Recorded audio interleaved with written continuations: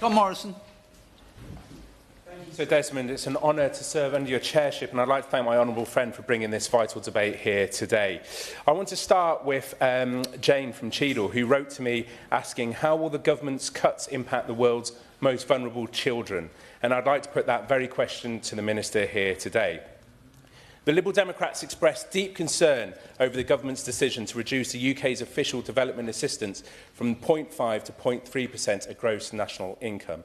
And this represents the lowest UK aid contribution as a percentage of GNI since 1999, diminishing the UK's long-standing reputation as a global leader in humanitarian assistance and development.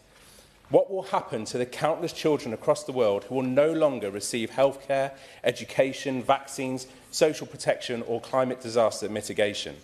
Millions of children will grow up in a less stable world, more likely to be drawn into extremism or crime, more likely to suffer poor mental and physical health, less likely to be educated, employed or able to participate in and contribute to democracy, the cornerstone of global security. The statistics are stark. 2024 was one of the worst years on record for children in conflict. Almost 20% are affected, double the figure from just 2 decades ago. This year, 63 million children have gone hungry as food insecurity due to violence has increased. This government's decision to cut aid is deadly, it's dangerous and it's short-sighted. And whilst we agree with the importance of strengthening the UK's national security and defence commitments, particularly in light of increasing global security challenges, we recognise that a cut to ODA diminishes the UK's soft power. There is an intimate connection between supporting international aid and preventing conflict abroad. ODA investment is an essential tool to tackling poverty, promoting stability and reducing the causes of conflict and migration, all which serve the UK's own security interest.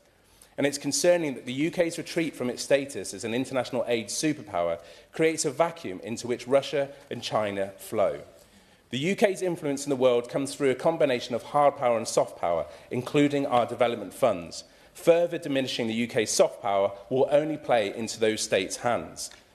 A recent briefing from key organisations, including UNICEF, highlighted to me the dire impact that these cuts will have on the ground operations. Operations across the globe will be scaled back, causing serious harm to both citizens of affected countries and those putting themselves in harm's way to help others, the humanitarian workers. And I've previously highlighted in this chamber the impact that reducing the aid budget will have on these selfless humanitarian workers and, by consequence, on those that need aid.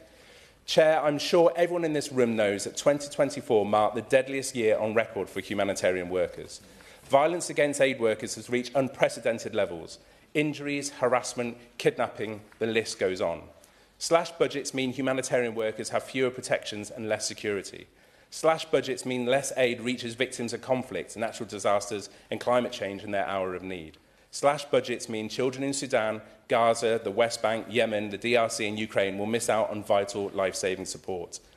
According to Plan International UK in Sudan, at least 638,000 people are already experiencing famine conditions and children are dying of starvation.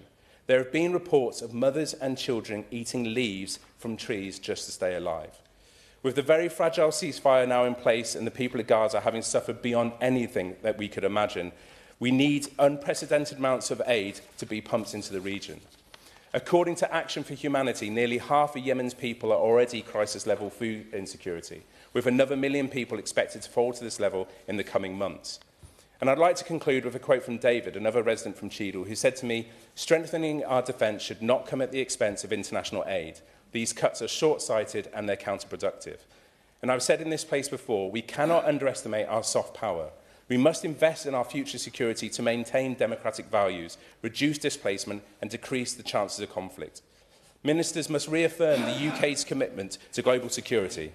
We can be a beacon of conscience and compassion. Helping now will help the world.